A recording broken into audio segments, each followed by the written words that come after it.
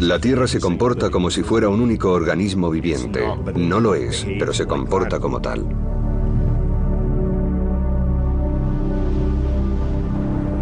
Se han producido cambios en los ecosistemas del planeta.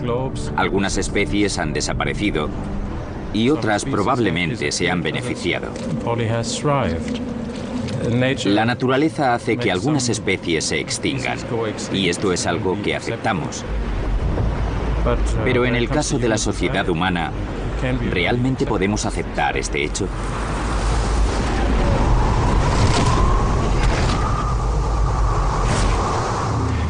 Desde una perspectiva científica, realmente no puede decirse que exista un umbral por encima del cual el cambio climático es peligroso. Si llevamos el sistema climático hacia unas áreas en las que no ha estado en mucho tiempo, nos vamos a llevar muchas sorpresas.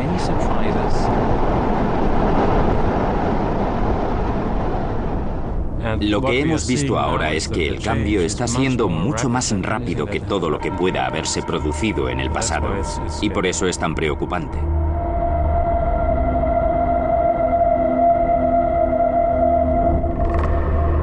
¿2050? ¿Demasiado tarde?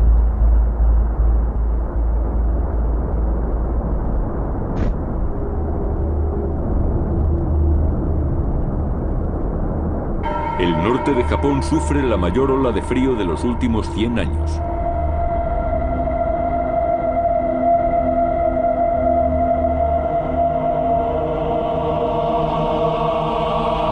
...2005 fue el más seco de los últimos 100 años en España. En realidad, se trata de una situación sin precedentes para nuestra sociedad. 50.000 hectáreas de bosque fueron arrasadas por el fuego en España y Portugal en 2005.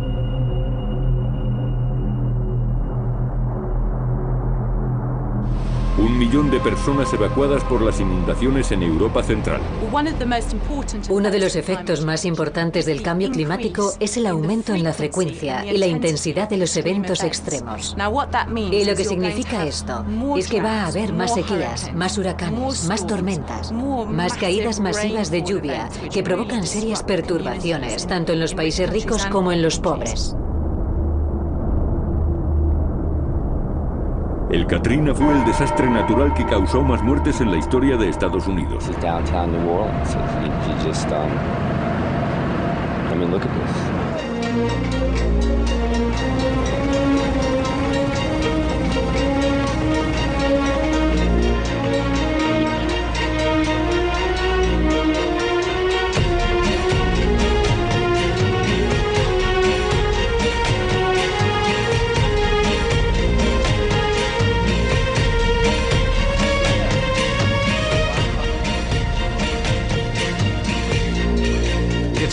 Es muy difícil asociar cualquier evento concreto al cambio climático provocado por los humanos. Pero si observamos la tendencia, yo creo que a grandes rasgos las proyecciones se están viendo confirmadas por lo que estamos viendo actualmente. Hay un aumento en la frecuencia y la intensidad de un gran número de eventos extremos. Nunca podremos decir con exactitud, este huracán fue provocado por el calentamiento del planeta. No podemos. Pero si observamos una pauta de aumento en la frecuencia de esos eventos extremos, entonces probablemente puede decirse con credibilidad que esto lo esté provocando el calentamiento del planeta. Está totalmente claro que los humanos están cambiando el clima en la actualidad y que van a cambiarlo mucho más en el futuro. Es un hecho ampliamente aceptado que existen ciertas fluctuaciones en el clima debidas a las erupciones volcánicas y la influencia solar.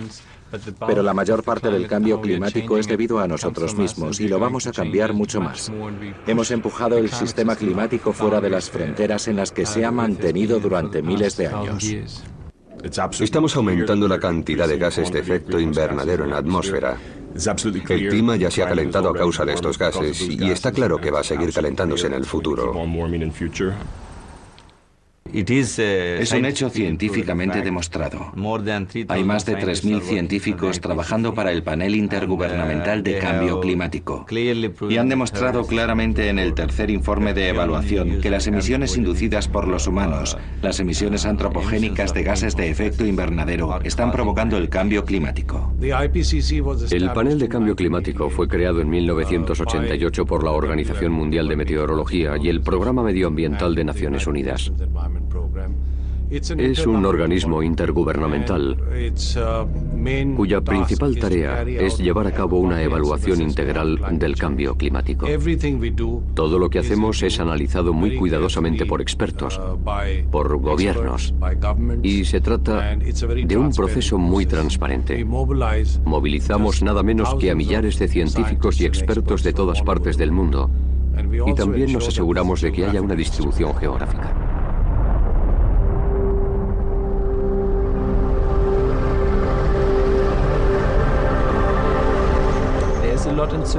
Hay mucha incertidumbre y, sin embargo, hay un alto grado de certidumbre de que la Tierra se va a calentar a niveles sustanciales.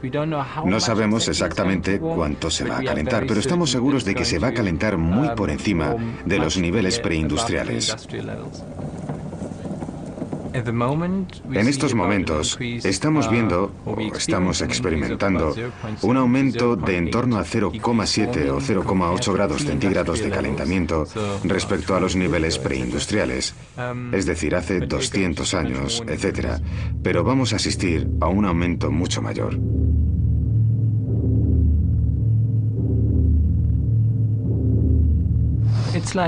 Es como la fiebre. Si tienes fiebre, tenemos un sistema muy estable. El cuerpo está acostumbrado a una temperatura estable y sus características específicas. Por ejemplo, en los océanos polares, los organismos que viven allí, toda la cadena alimenticia está acostumbrada a un nivel específico de pH del agua del mar, por lo que se trata de un sistema muy estable y equilibrado. Y si aumentas la temperatura en tan solo 2 grados, es como si tienes fiebre, 39 grados de fiebre.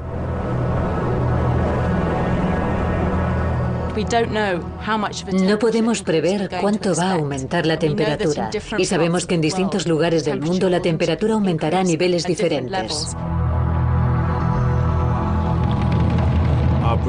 Nuestras proyecciones para el siglo XXI son que la temperatura media experimentará un aumento que puede variar entre 1,4 y 5,8 grados centígrados. Por tanto, incluso si nos vamos al extremo inferior de la escala, 1,4 grados centígrados más 0,6 grados, que ya se produjo en el siglo XX, significa que tendremos quizá un aumento de 2 grados centígrados en la temperatura a finales de este siglo.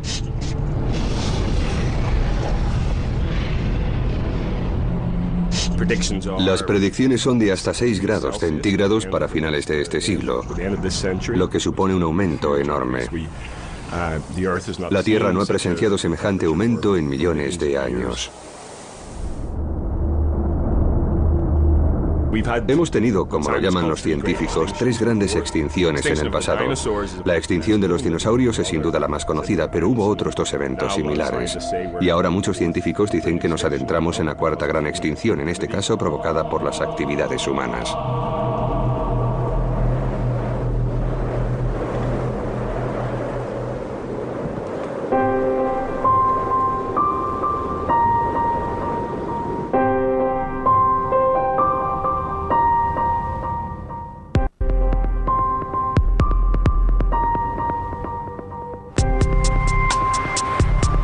Si consideramos las causas del calentamiento del planeta tal y como lo entendemos en la actualidad, hay que distinguir entre 2 terrenos. Por un lado tenemos las influencias naturales y por el otro están las influencias inducidas por los humanos. Los volcanes y las irradiaciones solares tienen una cierta influencia sobre el clima. No obstante, el grueso de la influencia en estos momentos es antropogénica y es principalmente la combustión de los combustibles fósiles la que provoca la emisión de CO2 a la atmósfera. Mayores concentraciones de gases invernadero en la atmósfera que bloquean las radiaciones salientes de mayor longitud de onda. El efecto invernadero es algo sencillo. No es más que un aumento de la temperatura. Porque normalmente cuando nos llega la radiación solar, la atmósfera terrestre refleja parte de esa radiación. Pero cuando la concentración de gases invernadero en la atmósfera aumenta, entonces la capacidad que tiene la Tierra de reflejar parte de la radiación disminuye.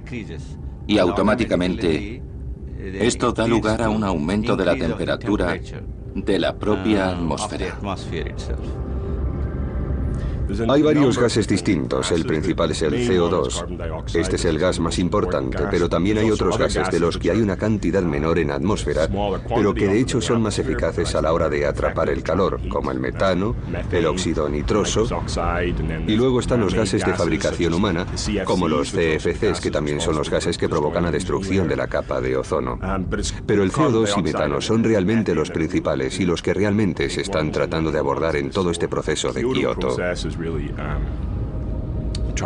El nivel preindustrial de concentración de CO2 en la atmósfera estaba en torno a 278 partes por millón y lo hemos aumentado a alrededor de 380 partes por millón en la actualidad. Y vamos a asistir a un aumento mucho mayor porque no vamos a detener por completo las emisiones mañana. Así que las proyecciones para 2100 son del orden de entre 550 y 1000 partes por millón.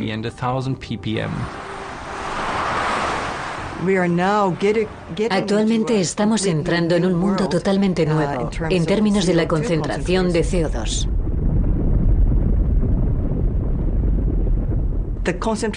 Los niveles de concentración de CO2 actuales no se han experimentado en varios cientos de miles de años. Así que no sabemos lo que va a pasar. Y realmente hay que tener mucho cuidado. El cambio climático está sucediendo, es grave y tenemos que tomar medidas urgentes para combatirlo.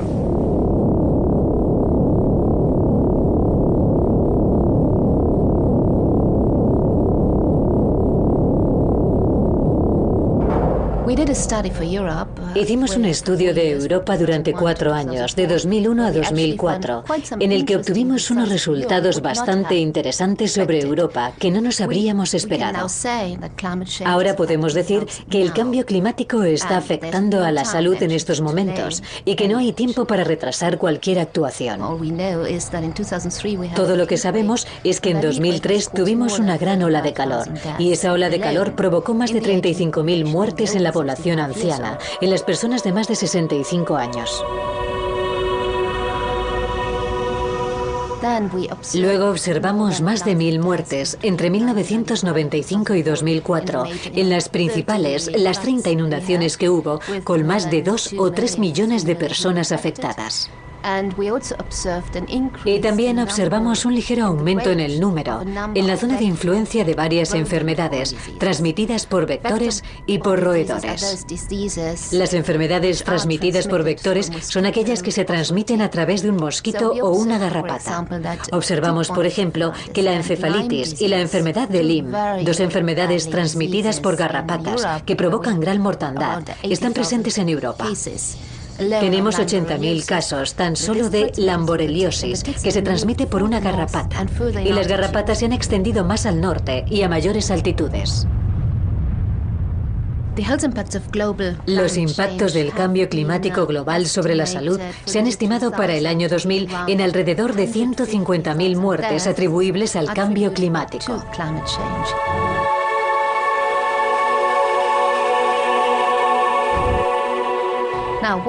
¿Y cuáles son las causas? Hemos determinado que hay factores directos e indirectos. Los factores directos son, por ejemplo, las inundaciones, las olas de calor, las olas de frío, las tormentas y huracanes.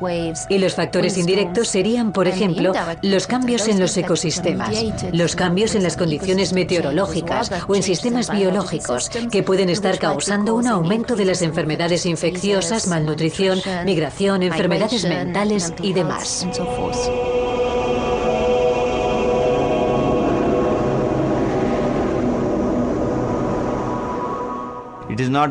No es solo para los seres humanos, sino también para los ecosistemas. Tenemos en el círculo polar ártico el oso polar. Y quizás si descuidamos nuestros esfuerzos, puede que dentro de unos años el oso polar se extinga por falta de alimentos o por falta de hielo. El ser humano también forma parte del ecosistema. Así que la pérdida de un componente del ecosistema puede provocar pérdidas en los demás componentes de dicho ecosistema. Hoy es un pájaro, mañana es algún animal y pasado mañana podrían ser los seres humanos.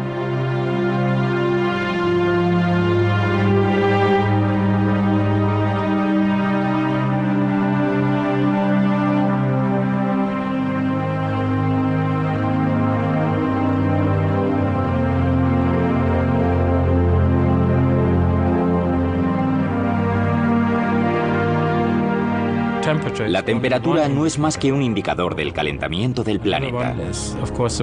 Otro indicador es, naturalmente, la relación entre la temperatura y la lluvia, las precipitaciones. Así que, si tomamos, por ejemplo, la zona mediterránea, el norte de África, el sureste de África, entonces vemos unas cifras que son realmente preocupantes. Vemos que la temperatura media en verano del Mediterráneo se prevé que aumente, digamos que entre 5 y 7 grados centígrados. Y al mismo tiempo, las lluvias van a disminuir entre un 20 y un 40%. Menos lluvia, temperaturas más altas, mucha más evaporación, lo que tenemos son condiciones de sequía.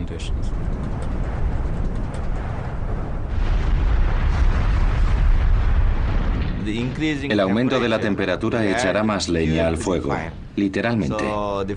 Y en consecuencia los incendios forestales se extenderán más rápidamente, a mayor velocidad y con mucha mayor intensidad que en años anteriores.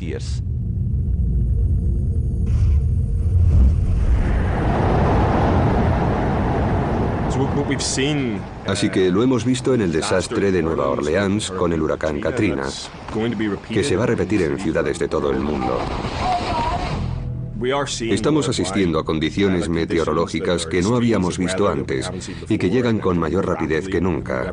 Récords en temperaturas, récords en inundaciones, en sequías, en incendios forestales, en huracanes. A cada momento se produce uno de estos desastres que suceden cada vez con mayor frecuencia. No hay ningún argumento convincente para afirmar que ha sido un pico en los desastres naturales y que van a declinar en el futuro. No, esta es la tendencia, así es como va a ser en un futuro previsible durante el resto de nuestras vidas.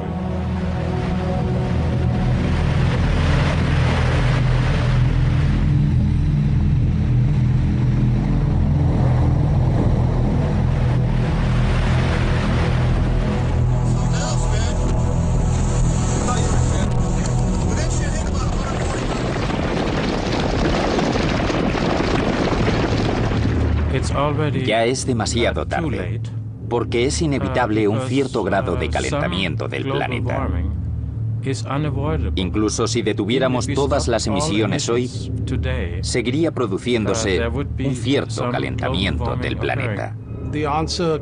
La respuesta puede hallarse, por ejemplo, en las proyecciones del tercer informe de evaluación del panel de cambio climático, en el que se estableció claramente que vamos a asistir a muchos eventos de precipitaciones extremas. Es probable que haya muchas más olas de calor y también está la posibilidad de un cambio climático, un cambio abrupto del clima. Los científicos han descubierto que la temperatura de la Tierra se ve muy influida por el movimiento del agua a través de los océanos.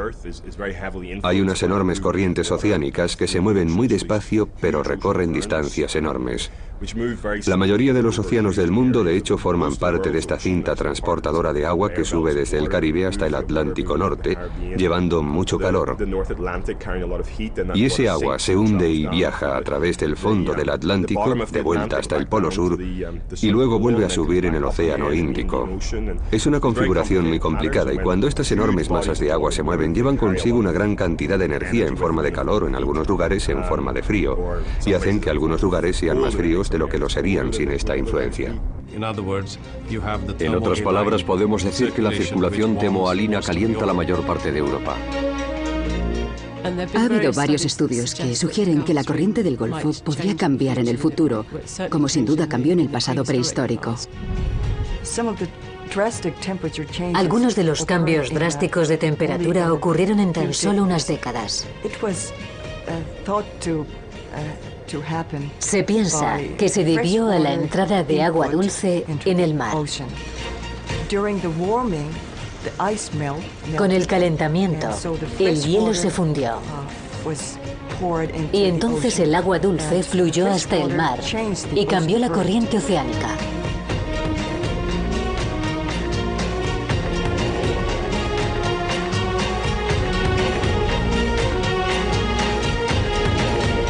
Un estudio reciente sugiere que la corriente del Golfo se ha debilitado en los últimos 50 años.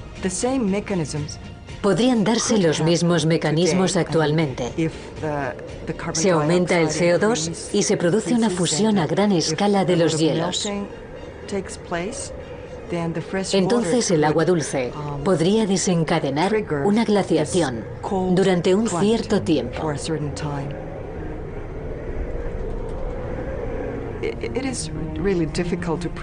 Realmente es muy difícil predecir la rapidez con la que pueden producirse estos cambios. Ese enfriamiento podría producirse en unas pocas décadas, o en el peor de los casos, en unos pocos años. Es como en la película El día de mañana. El panorama es muy complejo en cuanto a cómo va a reaccionar el hielo al calentamiento del planeta. Las temperaturas aumentarán más en el Ártico, por ejemplo, que en las latitudes inferiores, y esto se debe en parte a que el hielo, al fundirse, refleja menos luz, con lo que aumenta la absorción del calor en la superficie y, por tanto, las cosas se calientan más rápidamente. Si pensamos respecto al hielo que hay sobre el mar, porque en el Polo Norte la mayor parte del hielo son hielos marinos, que en 2050 ya no quedará nada de hielo en verano.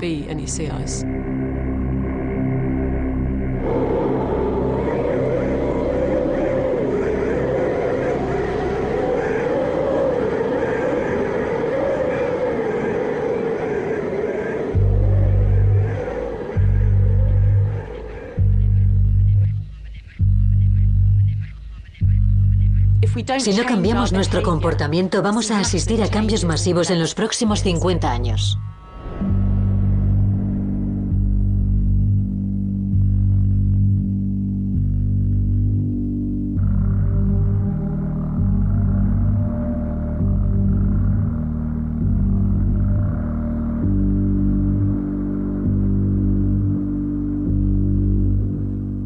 Una de las cosas más seguras es que a más largo plazo, digamos de 300 a 500 años, parece muy probable que vayamos a perder las capas de hielo sobre Groenlandia.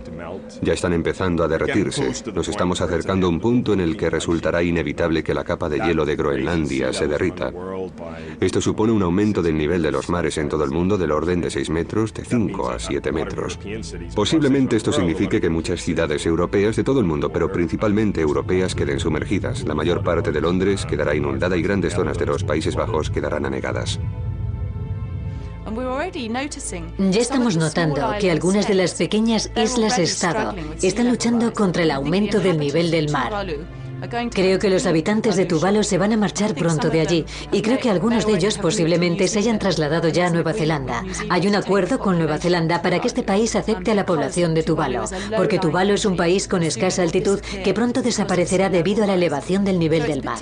Así que son especialmente los países con muy poca altitud o pequeñas islas-estado los que van a sufrir los resultados del cambio climático. Vamos a ver ciudades del tamaño de Dhaka en Bangladesh, donde estamos hablando de decenas de millones de personas en la ciudad y en las zonas circundantes. Entonces van a producirse enormes catástrofes humanitarias y enormes desplazamientos de la población. Bangladesh se asienta principalmente sobre tres deltas. Tres deltas de grandes ríos confluyen en Bangladesh, dando lugar a un terreno muy plano y de muy poca altitud. Apenas se eleva sobre el nivel del mar. Si tienes un ciclón que sube por la bahía de Bengala y alcanza a Bangladesh, y el nivel del mar está más alto, potencialmente va a haber millones de muertes. El número de ciclones tropicales y su intensidad también está aumentando. Japón solía tener solo 4 o 5, o a lo sumo menos de 10 tifones al año. Pero ahora se cuentan por decenas. Se están produciendo más de 15 a 20 tifones. Y en India y Bangladesh también está pasando algo parecido.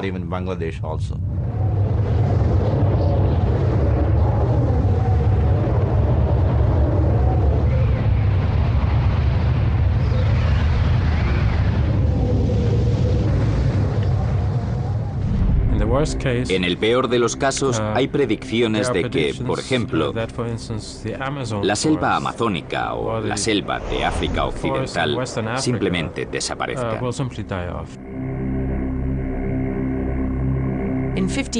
Al cabo de 50 años, si no hacemos nada, nos daremos cuenta de que fue un gran error. El cambio climático es uno de los mayores retos a los que se enfrenta la humanidad en este siglo, no solo por lo que puede provocar el cambio climático, sino también por las otras variables que entran en juego: aumento de la población, problemas internacionales por el uso del agua. Estoy de acuerdo en que el cambio climático es un asunto de seguridad nacional, ya que por supuesto afecta a cuestiones como inundaciones, a temas como el suministro del agua, la desertificación, los efectos sobre los cultivos, puede afectar a infraestructuras a temperaturas muy altas como son los cables eléctricos. Creo que lo más importante respecto a estas diversas cuestiones es que los países, en primer lugar, se den cuenta de que el cambio climático es en realidad mucho más que una cuestión medioambiental y que afecta a todo. Sin ninguna duda hay un problema de seguridad internacional. Lo ha reconocido la CIA y lo ha reconocido el Pentágono en muchos de sus documentos. Este informe del Pentágono sobre el cambio climático captó la atención del público porque nadie esperaba que el Pentágono hiciese declaraciones públicas sobre cuestiones medioambientales y porque las predicciones de este informe son muy preocupantes. No se trata de unas predicciones claras en las que apuesten porque vaya a pasar tal o cual cosa, pero están diciendo, esta es la tendencia que estamos siguiendo. Este es el tipo de consecuencias que podríamos presenciar. El agua.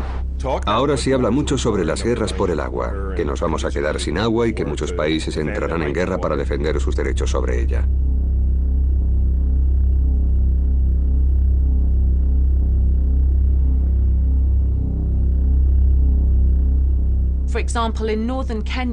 Por ejemplo, en el norte de Kenia se ha visto un aumento dramático en los conflictos entre las tribus a causa de las sequías. Ha disminuido la cantidad de agua y ahora tienen menos agua para sus cultivos y sus ganados.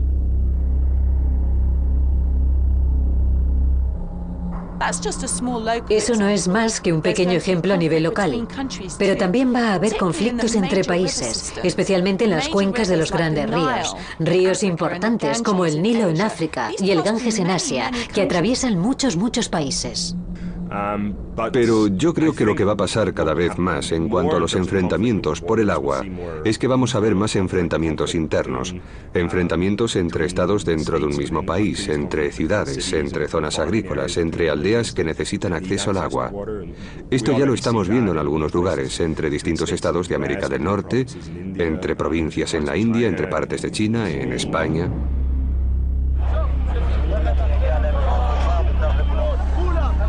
No cabe duda de que el cambio climático constituye una amenaza mucho mayor para la supervivencia de nuestra sociedad que el terrorismo. Creo que no hay más que pensar en la cantidad de personas que se ven amenazadas por el terrorismo. Esos atroces atentados que se han producido en los últimos años, varios miles de personas han muerto por ellos. Y son grandes tragedias, pero pensemos en la cantidad de personas que murieron en desastres relacionados con el clima. 23.000 personas en Francia que posiblemente murieron por la ola de calor de hace un par de años, y 1.000 que murieron a causa del huracán Katrina, y las incontables miles de personas que mueren a causa de sequías y hambrunas en las partes más pobres del planeta y que nunca llegan a figurar en las estadísticas oficiales.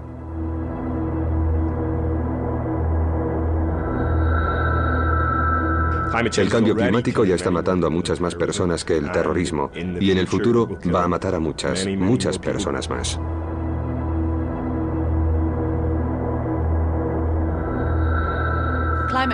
El cambio climático va a aumentar la cantidad de refugiados medioambientales. Tendrán que desplazarse para encontrar nuevos hogares, para encontrar comida, para encontrar trabajo.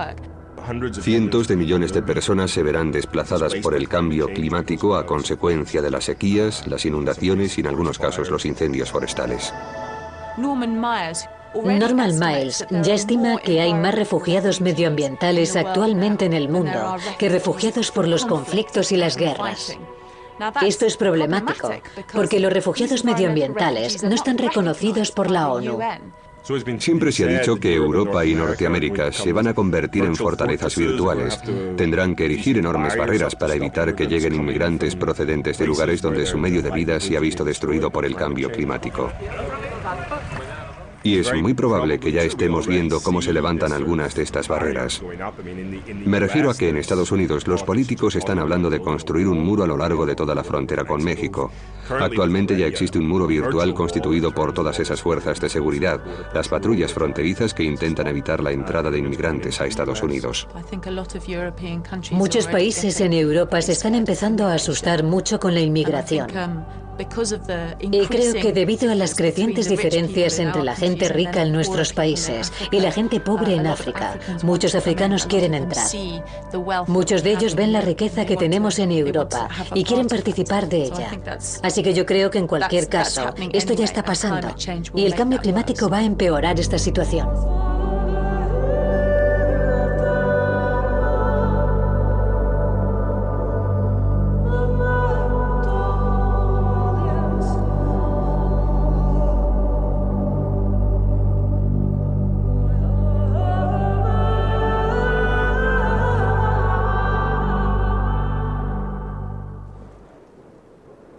El cambio climático es una de las mayores amenazas, si no la mayor amenaza, para la habitabilidad de la Tierra.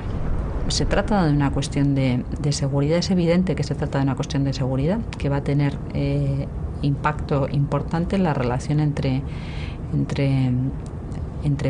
países y sobre todo entre los distintos pueblos enfrentados a una disminución de los ya escasos recursos disponibles. Yo creo que algunas sociedades serán capaces de adaptarse. Por ejemplo, en Europa o Norteamérica hay mucha gente, tienen muchos recursos en cuanto a dinero, en cuanto a gente, en cuanto a conocimientos, en cuanto a organización, infraestructura. Pero si tomamos, por ejemplo, Níger o Burkina Faso, ¿cómo van a poder adaptarse? Desgraciadamente, la mayoría de los efectos del cambio climático se sentirán en esos países. Quiero que quede muy claro. A esta clase de cambios uno no se adapta. Hay que prevenirlos. Y hay que prevenirlos reduciendo las emisiones procedentes de combustibles fósiles, cambiando a un uso mucho más eficiente de la energía y mucha más energía renovable, como la eólica o la energía solar. Y ahora mismo hay un gran abismo entre lo que están haciendo los políticos y lo que los científicos dicen que hace falta. Necesitamos políticas y medidas. No deberíamos decidir las políticas y medidas por nuestra cuenta. Se trata de una apuesta muy seria. La lucha contra el cambio climático ha de ser una acción política gubernamental. UNFCCC significa Convenio Marco de Naciones Unidas sobre el Cambio Climático. Es un tratado, un convenio concebido a principios de la década de 1990, cuando había cada vez más evidencias científicas de que el cambio climático estaba sucediendo y que la comunidad internacional tenía que actuar contra el calentamiento del planeta. La UNFCCC es una organización de Naciones Unidas. Está afiliada a la ONU. Y creemos que las conferencias como estas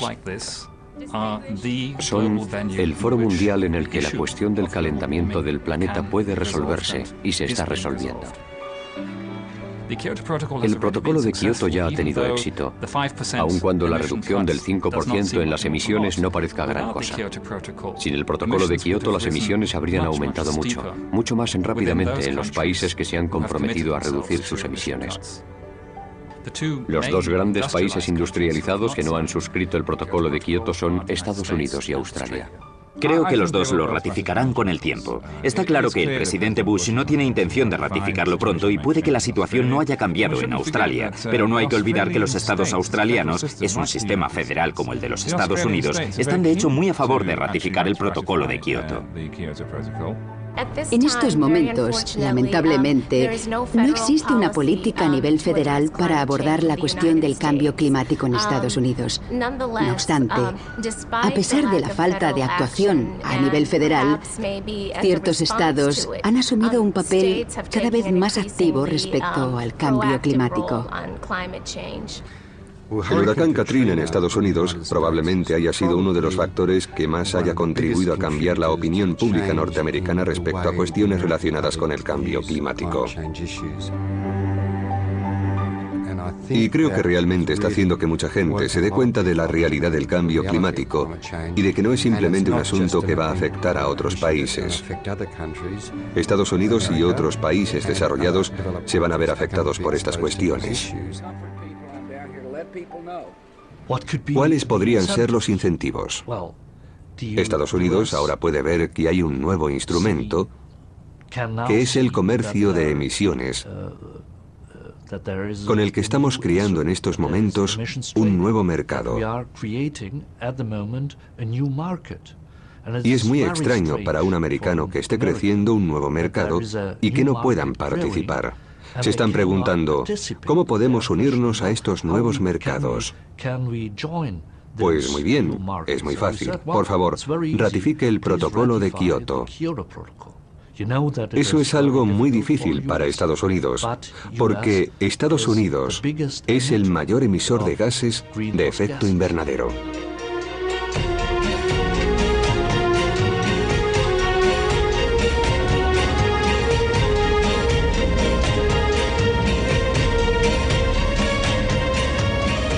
La reflexión sobre el modelo energético es capital, es estratégico para cualquier país, que es correcto, que necesario que se produzca.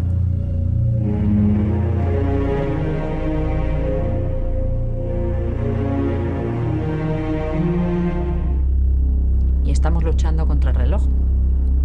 Hay plazos de vencimiento, es decir, al ritmo de crecimiento al que vamos, de lo que estamos hablando es de un periodo de 20, 30 años como tiempo de necesidad inminente sobre el cual los científicos nos pueden decir de qué efectos estamos hablando.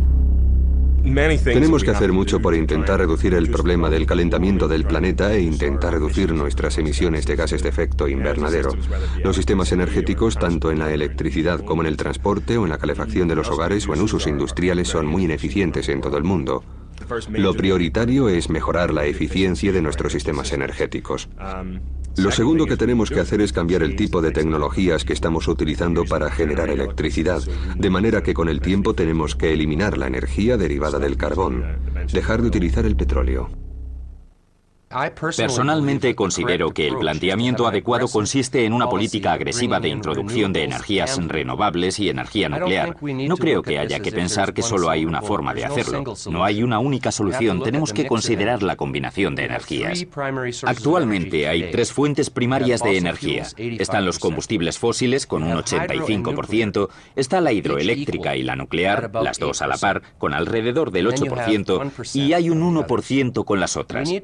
Tenemos que coger ese 1% y ampliarlo. Tenemos que coger la energía hidroeléctrica y ampliarla, pero es la nuclear la que puede ampliarse a gran escala.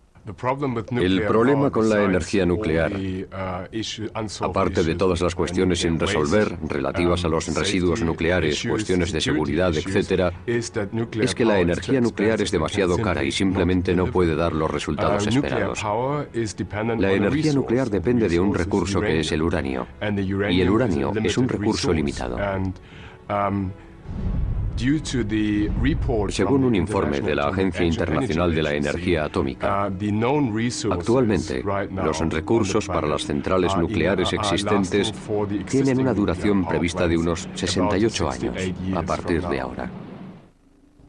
Hay suficiente uranio, especialmente si reprocesamos el combustible después de que se utilice por primera vez y extraemos del combustible usado el 95% de la energía restante. Hay suficiente uranio para acometer este programa y para llevarlo adelante durante cientos de años. La industria nuclear prometió encontrar una solución a los residuos nucleares, que siguen siendo peligrosos durante decenas de miles de años, y no creemos que la industria nuclear vaya a encontrar jamás una solución apropiada.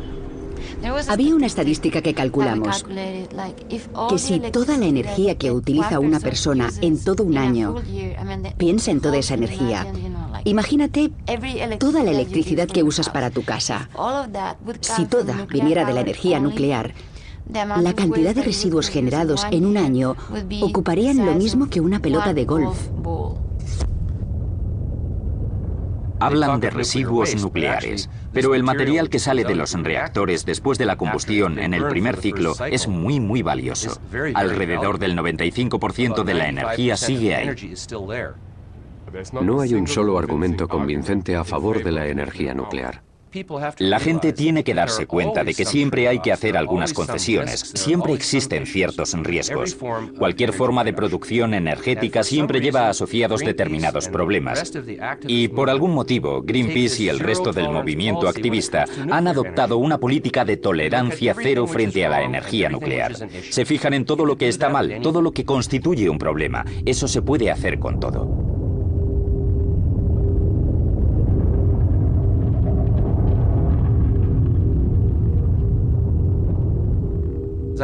Suelo decir que nadie está muriendo a causa de las centrales nucleares que están actualmente en funcionamiento, desde Chernóbil, que fue algo muy desafortunado. Pero desde 1986 no se ha causado ningún daño público. No están muriendo trabajadores en la industria nuclear, como están muriendo bajo tierra en las minas de carbón, por ejemplo. Es una industria muy segura.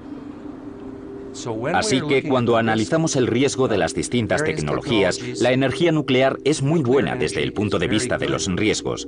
Y no solo eso, sino que no libera contaminación al aire como las centrales de carbón, provocando enfermedades respiratorias y cáncer y todo eso.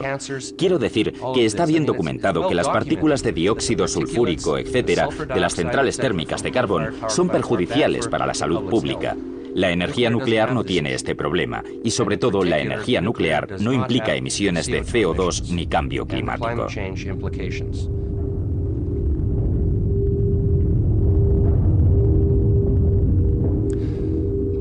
Mi principal problema con la postura del movimiento medioambiental, su postura en contra tanto de los reactores nucleares como de las presas hidroeléctricas, significa que representan el principal obstáculo para la reducción de las emisiones de CO2, puesto que no están dispuestos a apoyar las alternativas que de hecho son viables. Así que si realmente queremos reducir la emisión de CO2 procedente de combustibles fósiles, tenemos que tener un programa muy agresivo de energía nuclear, más energías renovables. Al final, las renovables pueden suponer el 20 o 25%, y la nuclear supondría el 30 o 40%. Y entonces, los combustibles fósiles disminuirían por debajo del 50%, quizá al 30% en vez del 80%. Ese es el panorama. La energía renovable ya está desarrollada. Tenemos una industria de energías renovables que ya da empleo a varios cientos de miles de personas en todo el mundo.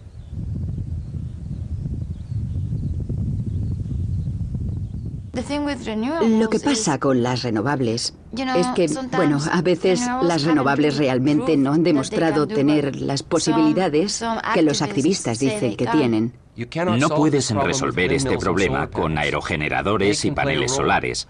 Pueden jugar un papel, pero es un papel bastante pequeño si realmente queremos reducir el aumento de emisiones procedentes de combustibles fósiles, porque está aumentando la población en China, está aumentando en India, Brasil, México, y pronto la mayor parte del mundo en desarrollo estará en una fase de crecimiento hacia la industrialización. Si queremos que este crecimiento esté acompañado de una reducción en las emisiones de CO2, tenemos que introducir nuevas tecnologías.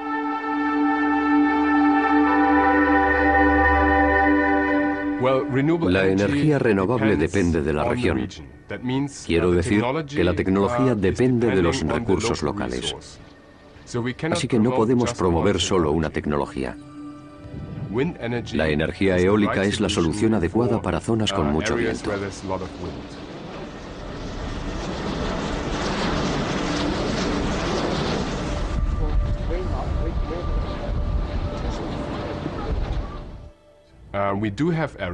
Para zonas con niveles muy altos de radiación solar, por ejemplo, en Oriente Medio, en el Sáhara, en los desiertos, están las centrales de energía termosolar.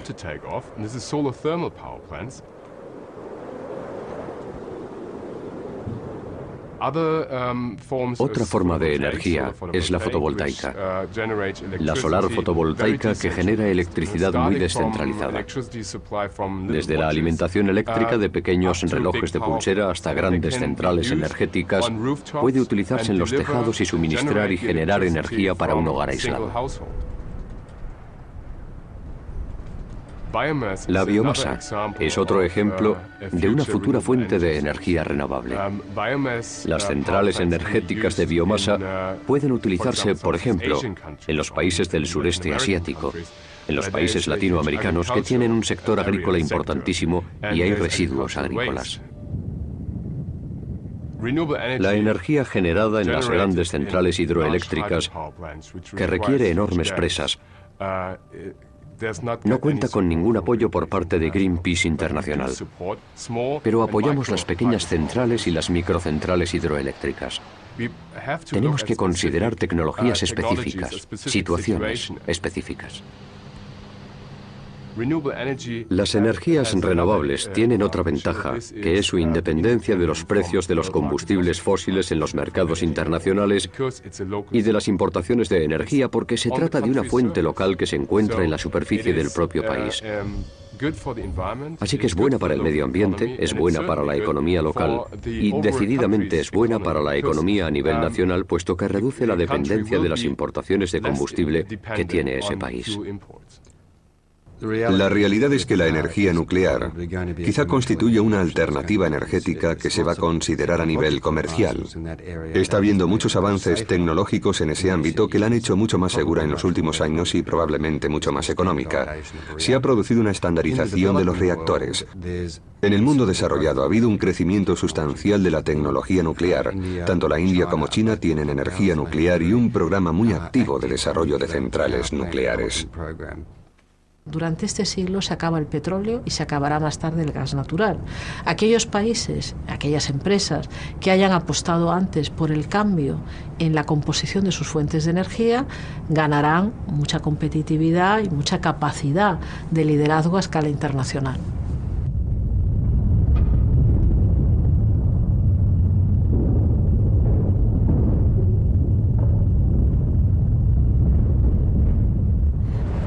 Bueno, yo creo que las empresas petroleras están en una situación excepcional para contribuir realmente a solucionar este problema. Las petroleras no tienen por qué estar necesariamente en el negocio del petróleo, sino en el negocio del suministro energético. Históricamente, nos hemos dedicado a extraer energía de los combustibles fósiles, pero eso no significa que la energía vaya a estar perpetuamente basada en los combustibles fósiles. La gente a veces piensa que la faceta empresarial es parte del problema, pero es más bien una parte muy importante de la solución. Cuando en el pasado cambiamos de un sistema energético a otro, cada vez tuvimos un coste inicial muy alto. Esto fue así cuando pasamos del carbón a la energía nuclear. Ahora estamos en la fase en la que tenemos que cambiar de los combustibles fósiles a las energías renovables.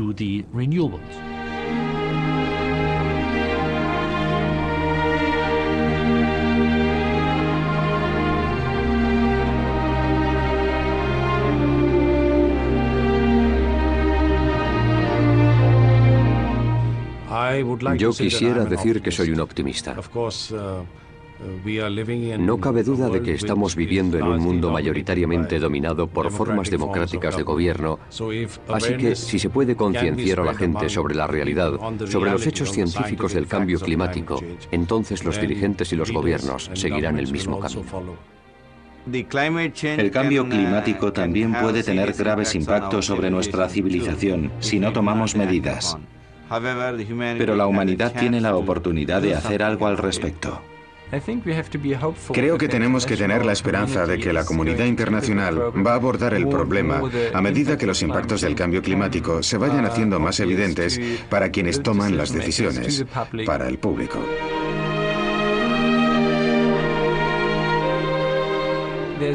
Un motivo para la esperanza es que la humanidad al menos reacciona cuando ha recibido un golpe fuerte. En el pasado, nosotros los científicos hicimos proyecciones de que la cosa iba a ser bastante grave.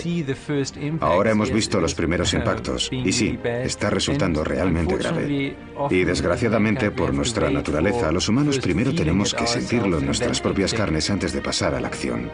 Hay un gran convencimiento de que el cambio climático inducido por los humanos efectivamente se está produciendo y es una amenaza para la humanidad. Es una amenaza para todas las formas de vida.